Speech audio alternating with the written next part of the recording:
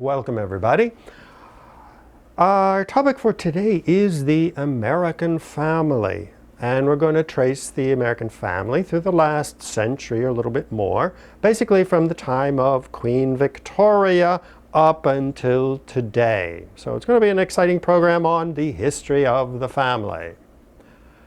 Well, first a little bit about me. As you can see from the picture on the right, I come from a big family. I have 7 brothers and sisters, and it's a tradition in our family to have 8 kids. So we are a bunch of good Catholics, and we're going to take over the world.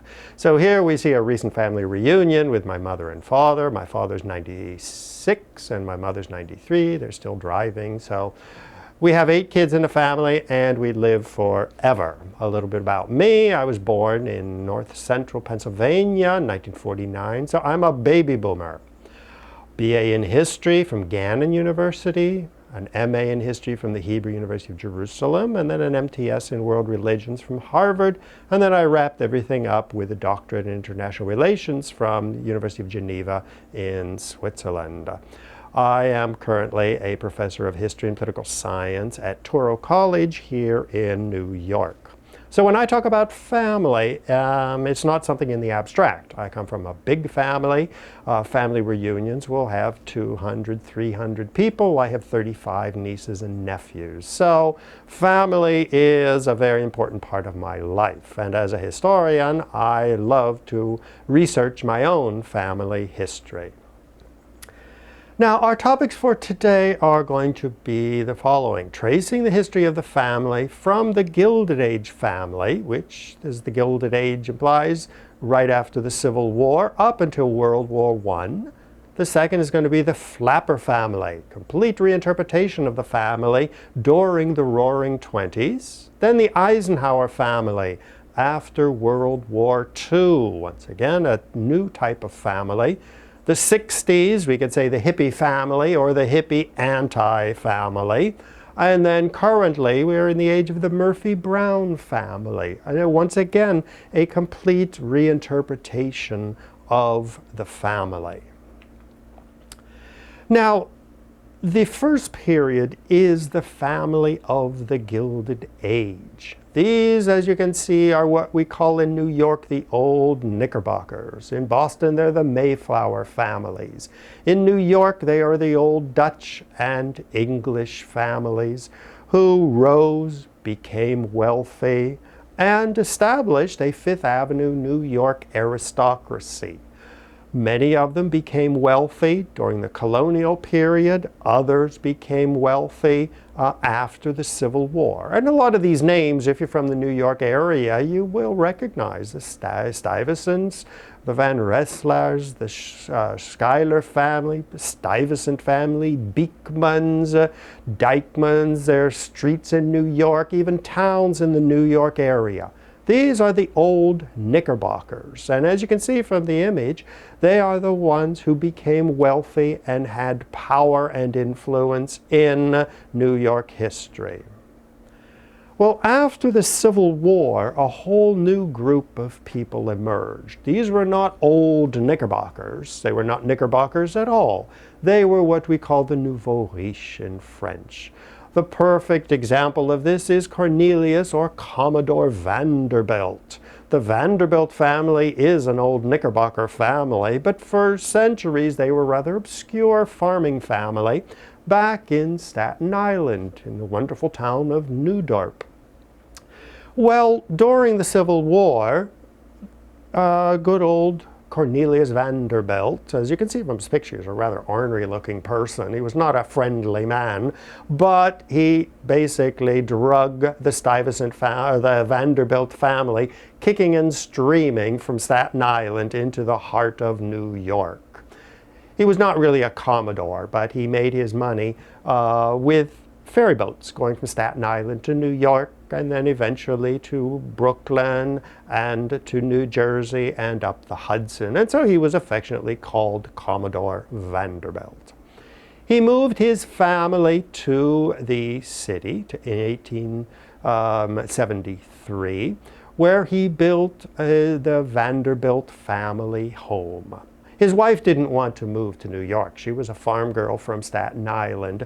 And so the Commodore had her committed to an insane asylum, because anybody who would dare contrary the good old Commodore was clearly insane. So after 3 years in an insane asylum, she decided that maybe she did want to move to New York City after all. That's the kind of person the nouveau riche were. They were social climbers. Now, of course, the old Dutch families of New York and the English Knickerbockers shunned Commodore Vanderbilt as a nouveau riche, as a barbarian but coated with a thin layer of wealth. That's where we get the term the Gilded Age. Scratch a little bit of the gold leaf off of their exterior and you had a simple farmer from Staten Island or a fur trapper from the Pacific Northwest like John Jacob Astor.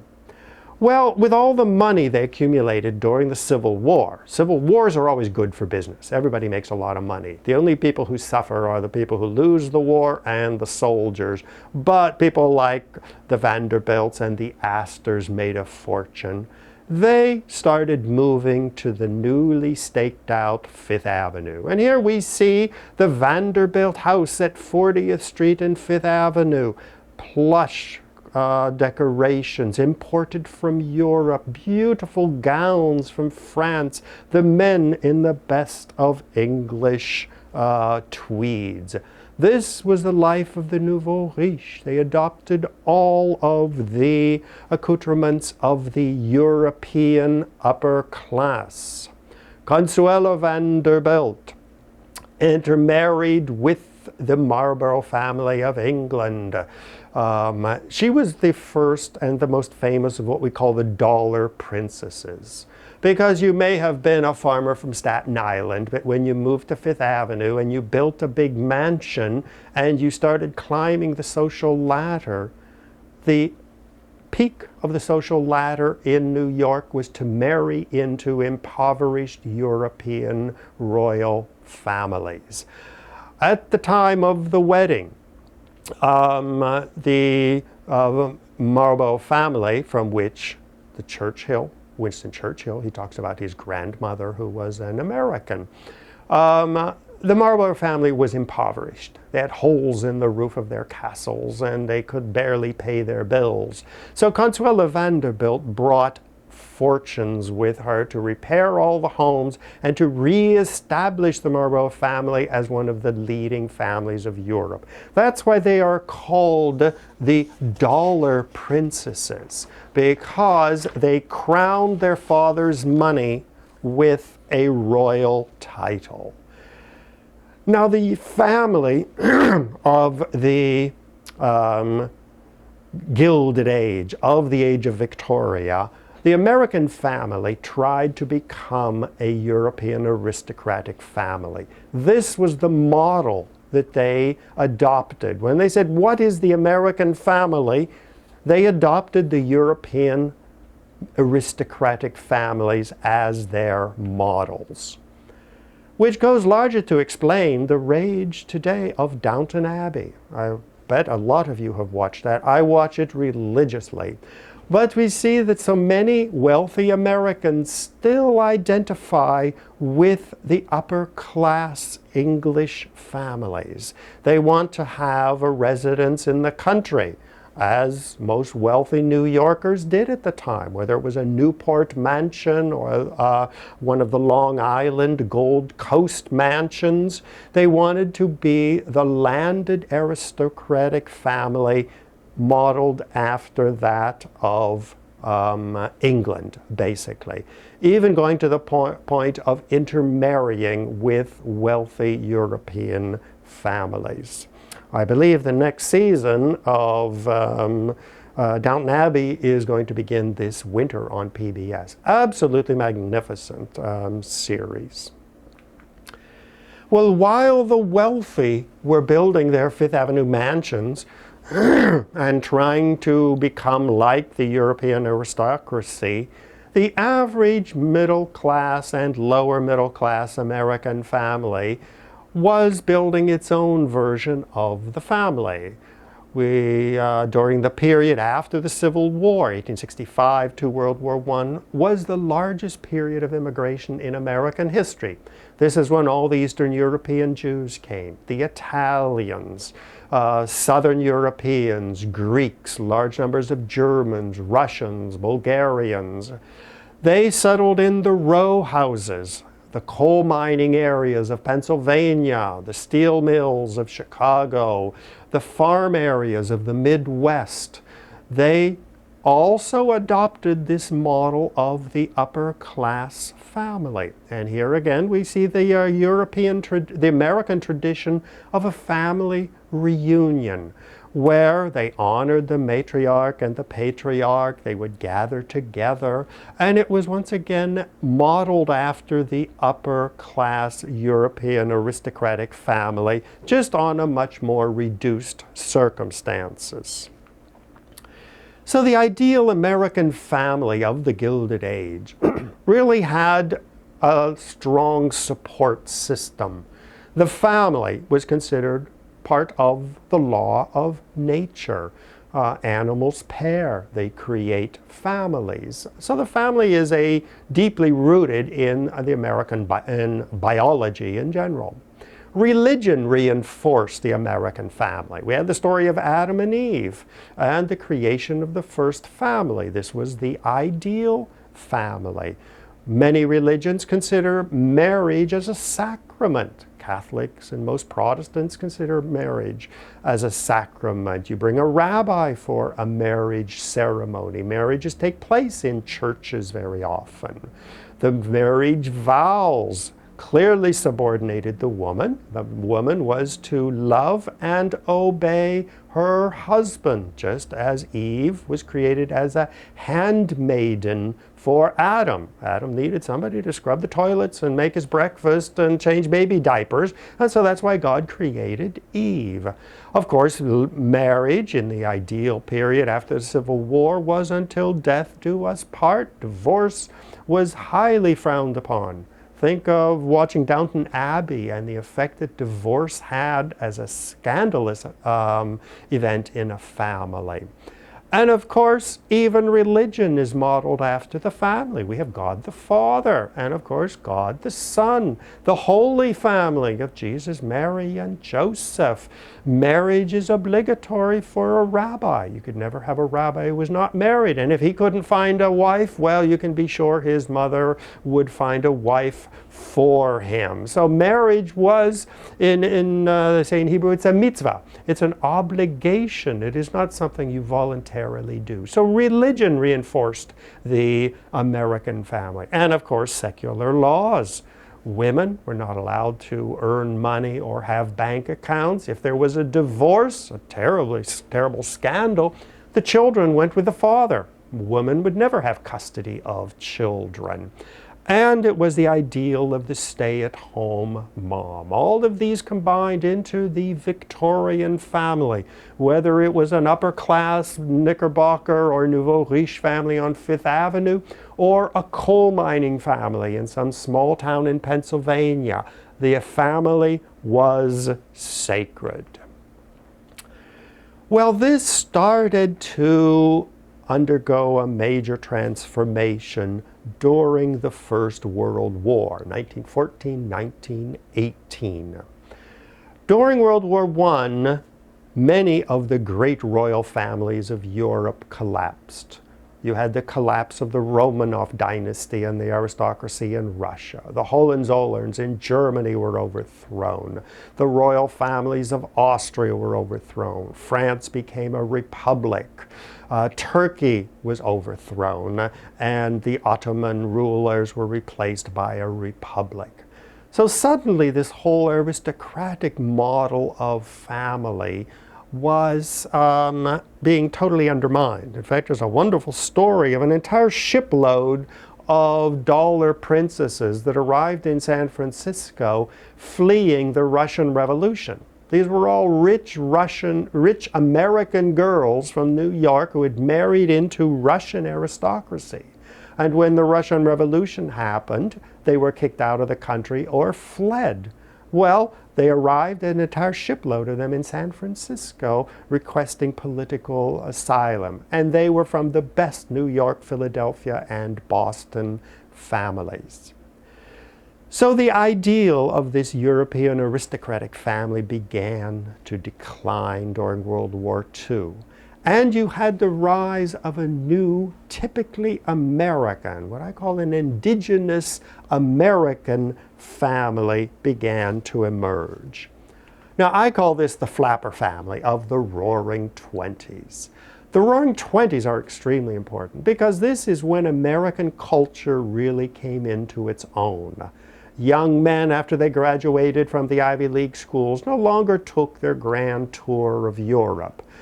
Europe was not a pilgrimage site for rich Fifth Avenue families to get on an ocean liner and visit the great centers of culture of London, Paris, Madrid, Berlin, Rome.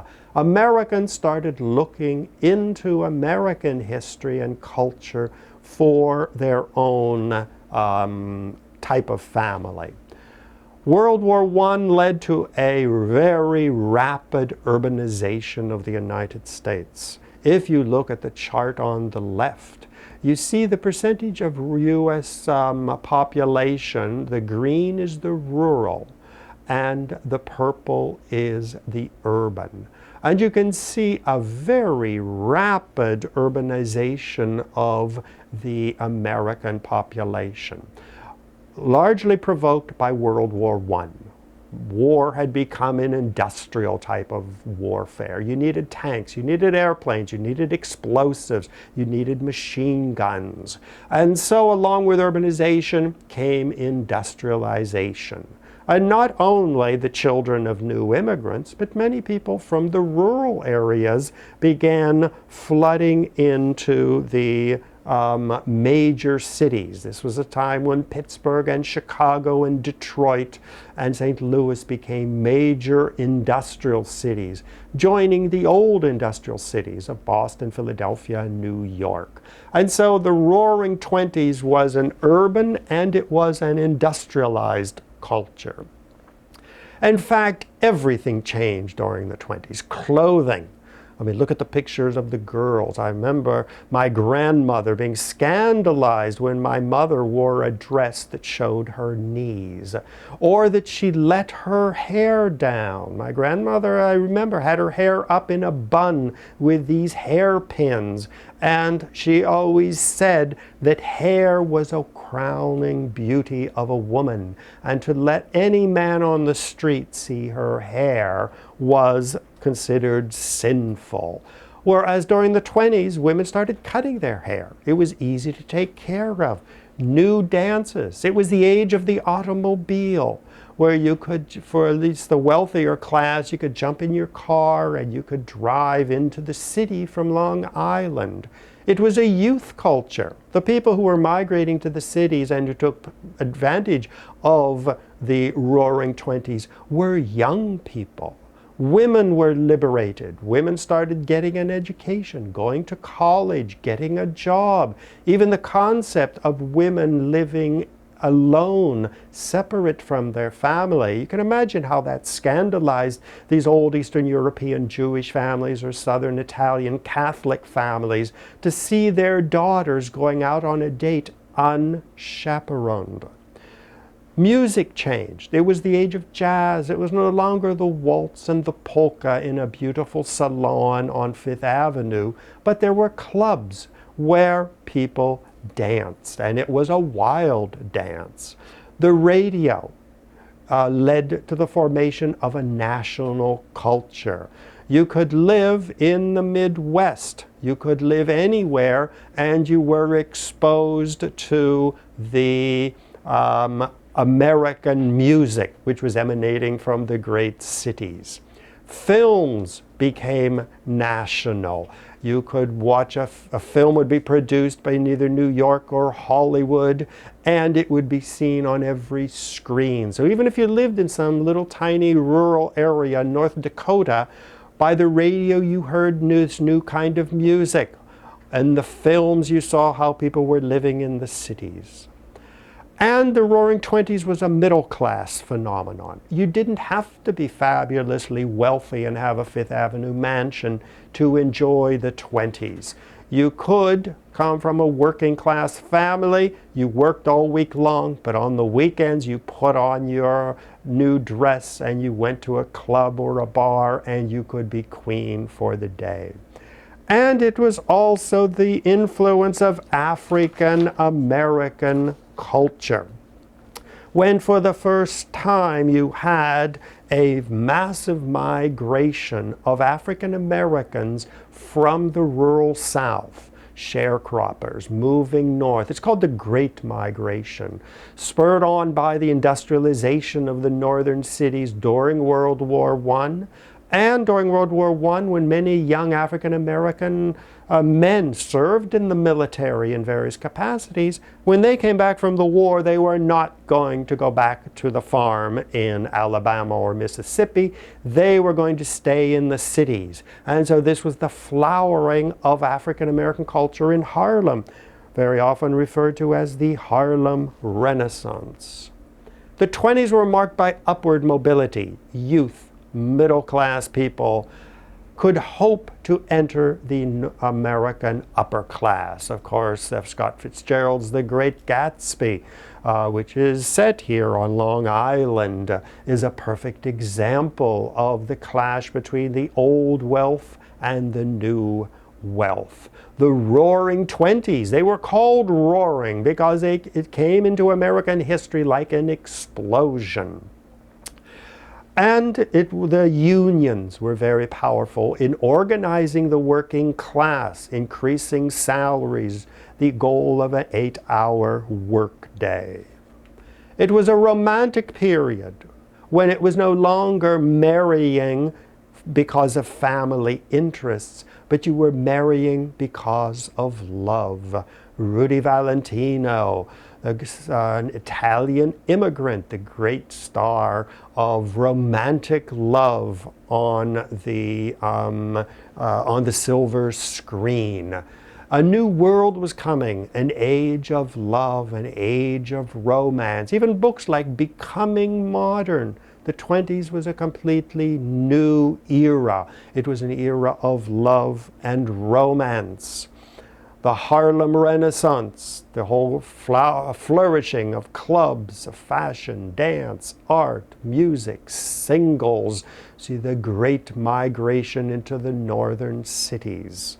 This was a complete reinterpretation of American society, a rejection of the European aristocratic ideal, and a movement toward a new type of culture and a new type of family. Well, of course, as we all know, the Great Depression of 1929 intervened and totally stopped the Roaring Twenties. But in another way, the Depression and, of course, World War II continued the movement into the future that was launched by the Roaring Twenties. During World War II, women not only worked in factories in the Lower East Side and in Manhattan, but they started joining the military. We had the whacks and the waves in the military, where women and African Americans joined the mainstream of American society and started moving upward.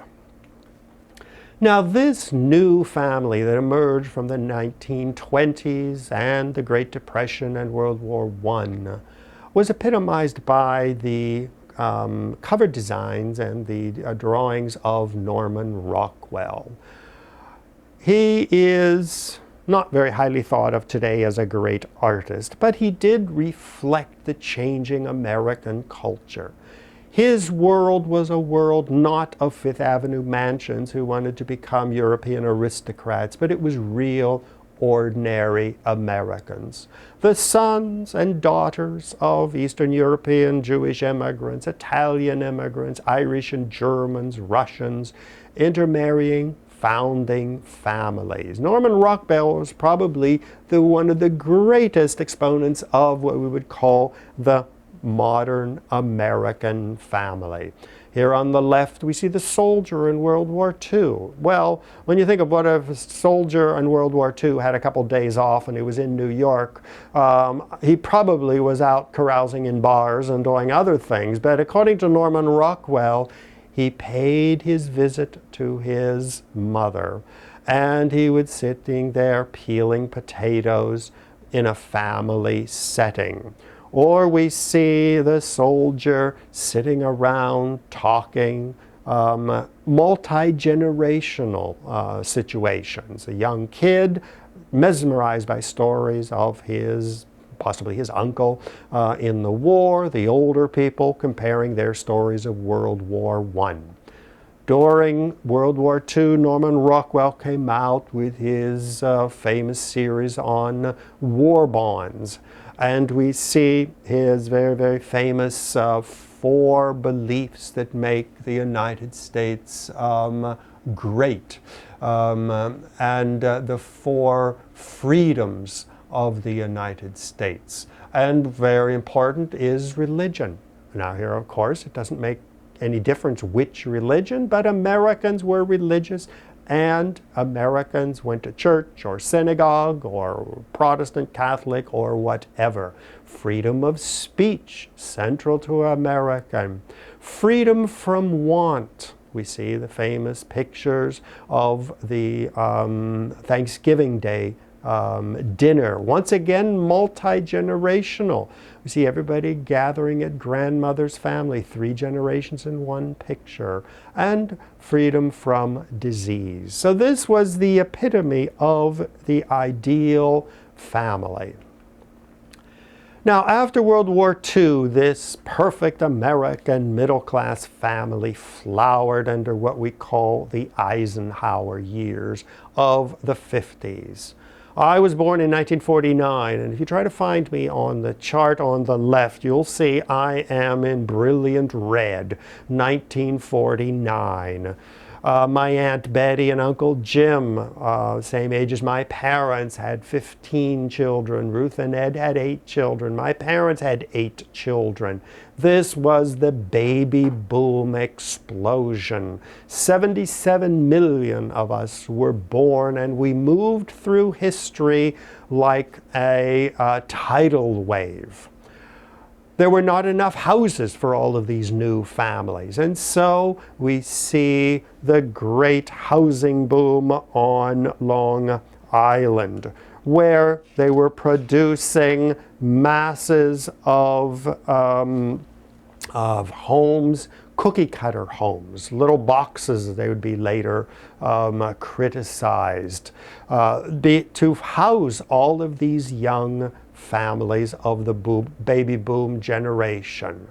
Once again, American culture reinforced this notion of the perfect American family, whether it is Norman Rockwell, once again praising the sanctity of marriage, young couples getting married. The man back from the war married his high school sweetheart, settled in Long Island or someplace in New Jersey, and created the baby boom generation. You were expected to get married. Even the television programs of the age celebrated the American middle-class family. Father knows best. Leave it to Beaver. The centrality of the television in communicating. Think of the advertising of the 50s. It was all laundry detergent. It was all fashion. And of course, the Barbie doll and Ken, the perfect, ideal American family. Even the titles of the TV show, Father Knows Best. It reinforced the image of the ideal American family. Many other aspects of culture reinforced the family. In the 50s, we had the very first McDonald's, which once again piled the family in the family car, take off, go to McDonald's.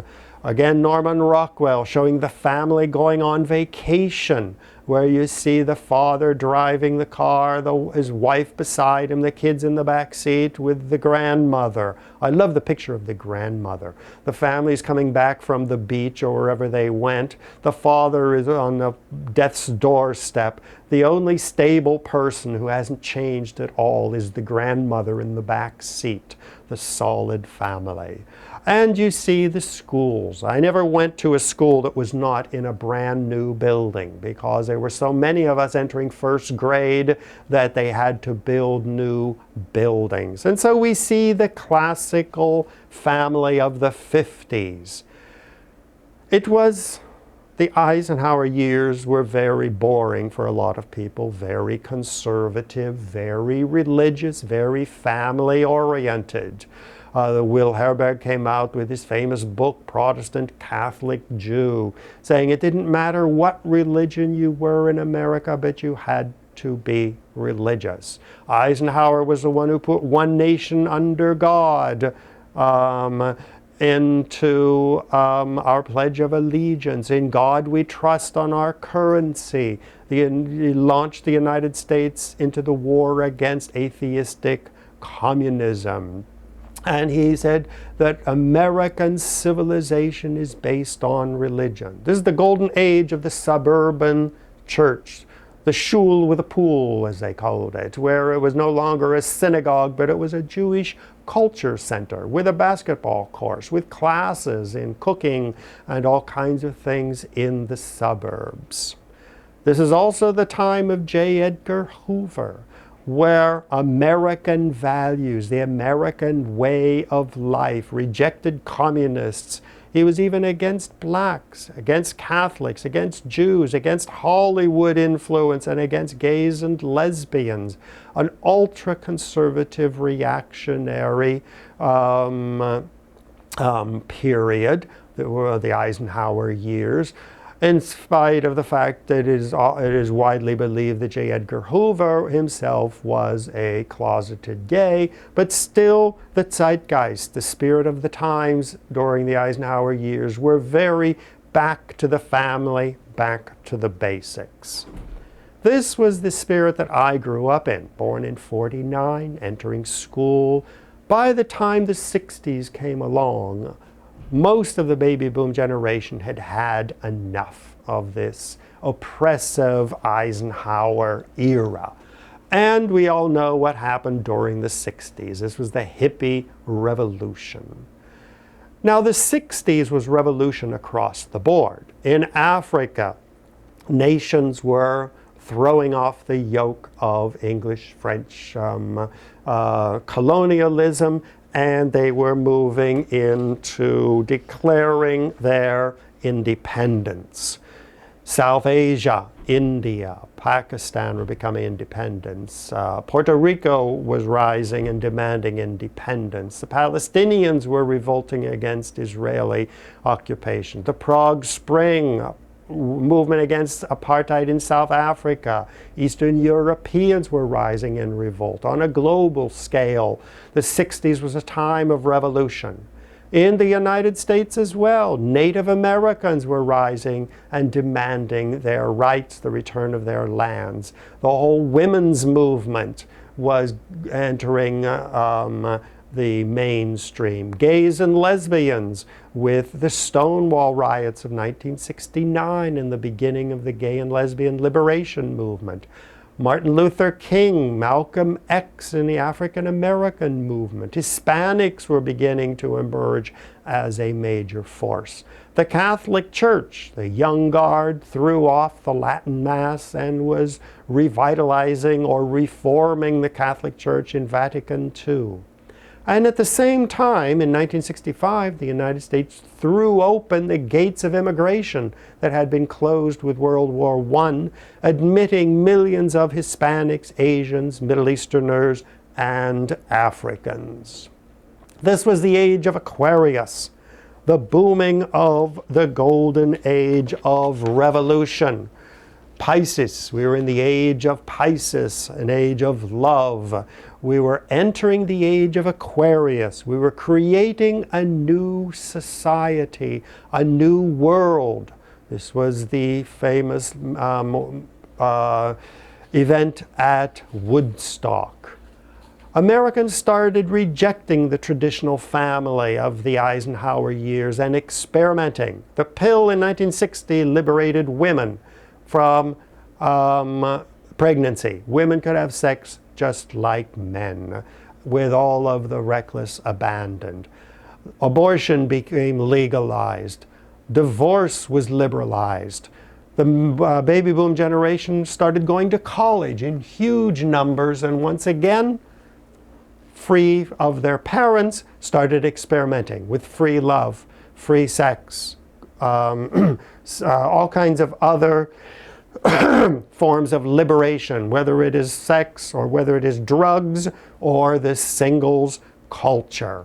We started creating a completely new culture, liberated from the family of the Eisenhower years. Now, of course, a lot of people were not happy with this new age of liberalism.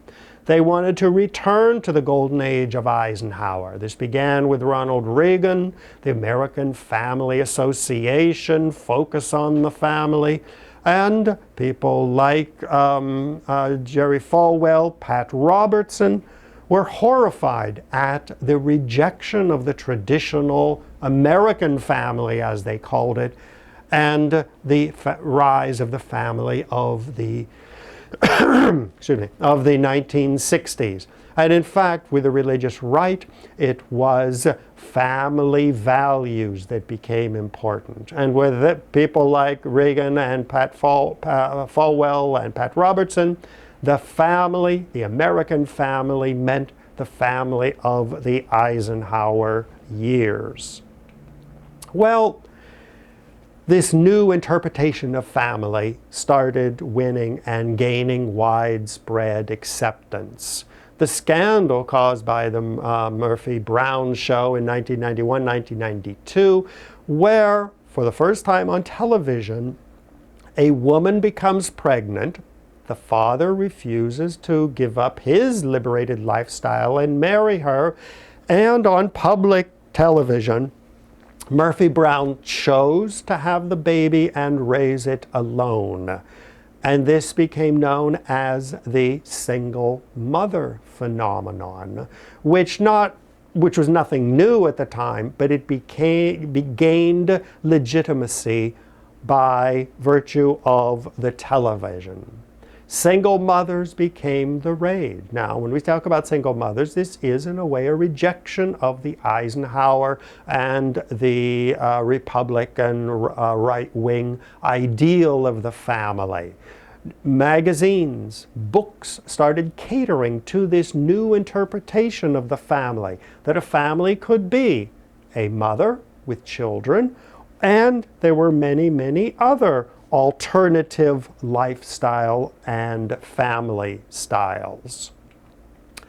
We had the rise of the gay and lesbian families, where it was not only a single mother with children as a viable alternative to the traditional family, but two men or two women.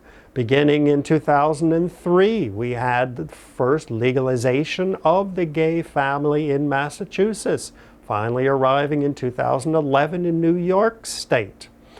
Where on the picture on the left you see the blue states where gay marriage is legal. The red are the states where gay marriage is still banned. But gradually it is becoming more and more accepted. A couple months ago I went to my nephew's marriage in Harrisburg, Pennsylvania. Now, Harrisburg is a totally Republican state, but I went to his wedding, and the wedding was performed by the mayor of Harrisburg to show that even in conservative Pennsylvania, gay marriage is beginning to become acceptable. Another alternative of a family is multi-generational families, where you will have, living in the same household, 3 generations. Or you will have a grandmother living with her daughter and children. Again, another alternative to the traditional family. Even polygamy is gaining a certain acceptance on television as an alternative to the traditional family. Big love, my 5 wives, love, sister wives, has really caused quite a scandal because it has taken this polygamy idea beyond the realm of a bunch of Muslims or Mormons in Salt Lake City and presented it as a viable alternative to the traditional family. Now there are many other alternatives to the family, which no doubt will emerge. It is possible that polygamy will become legalized, as is gay marriage. It is gaining a certain acceptance. So when we look into the future, we realize that the family in this Murphy-Brown era is in total flux. It is changing. I mean, I've listed just a couple of the alternatives which could emerge into the future, but there are probably many, many more alternatives which I'm sure will emerge in the future. So that concludes our survey of 100 years of the American family. Now I would like to get some of your insights and some of your comments into either your experiences with the family or some of your comments or your ideas about the future of the American family.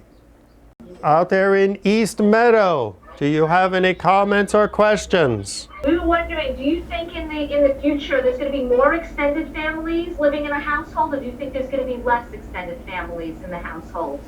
How do you think that that's going to... Yes. Well, I think what we are experiencing now is the entrance of a lot of baby boomers. 77 million of us are now moving into retirement. It's a question of what is going to be the status of Social Security. A very high percentage of baby boomers have not saved money for retirement. They will rely on Social Security. Healthcare is becoming more and more expensive. So I think what you're going to find is more and more baby boomers, out of necessity, being forced to experiment with a new type of lifestyle. Whether it is, as they're beginning now here in New York, retirement communities for gays and lesbians, where a lot of gay men, lesbian women find that they are much more comfortable in a community where they live in a house or in a building together, where they share activities, where they have evening activities focused on a particular group.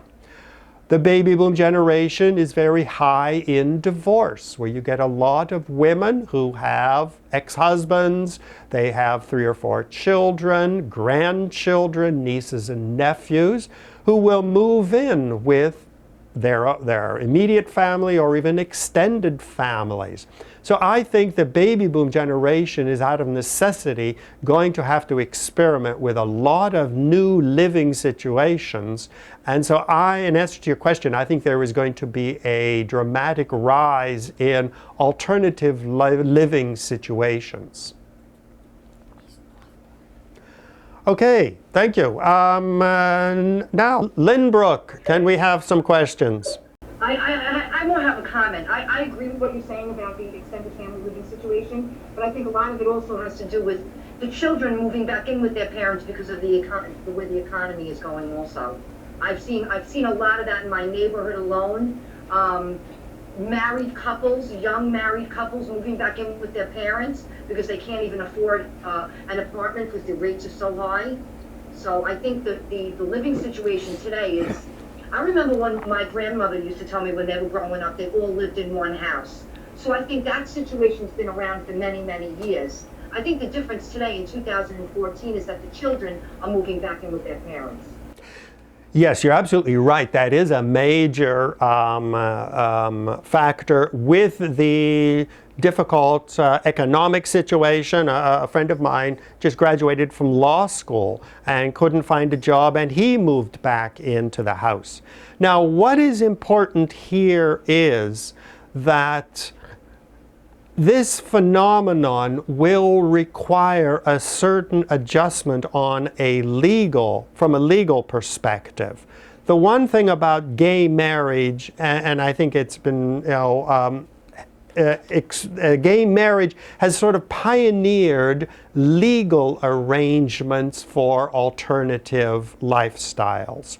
So that if, for example, I would decide to move back to Pennsylvania when I retire in a couple of years and help take care of my parents. They live in a big 15-room house, acres of land and the whole works, and they would love to stay in their house. Now, if I would move back there, there is no legal arrangement which would cover this type of cohabiting situation, which I think is going to happen.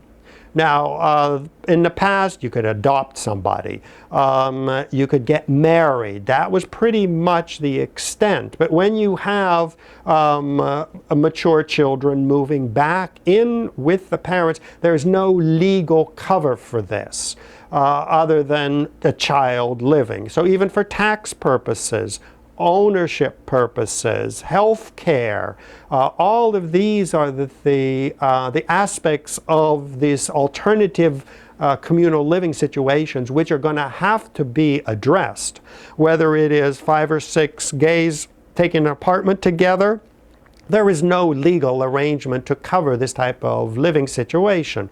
Or whether, as you mentioned, large numbers of adult professional children who can't get jobs or do menial jobs moving back into their parents. So I think there's going to have to be a lot of work done from the legal perspective to accommodate this growing phenomenon. Okay, excellent questions. I hope they keep coming. Out there in Massapequa, do you have some questions for me? Yes, we have one question. What are some of the more reliable ways to find out about your ancestors and where they came from and when and how? Oh, well, it's funny you should ask that. For my parents' 70th wedding anniversary, I wrote a family history. It's about 300 pages. And this is a wonderful time to do genealogical research. Every major library, I know here in New York, the New York Public Library on 42nd Street has a genealogical section where they have a huge amount of resources. They organize conferences every year, very often at NYU or at other universities, where you can get information. A wonderful source is, if you have access to a computer, go to ancestry.com, where you can do a lot of research. More and more censuses are online. I think as of this year they are, I think they're up to 1940 as far as census records. Because as you know, the census records were all handwritten for centuries, and they have to be transcribed by volunteers. More and more material is online. There are loads of websites that have them. And in fact, I have introduced a genealogical research paper into one of my classes at Touro, and it's an ethnic history class, and I have the students do it. So the resources are available. There are lots of them, and they are available. So it's definitely an up-and-coming topic.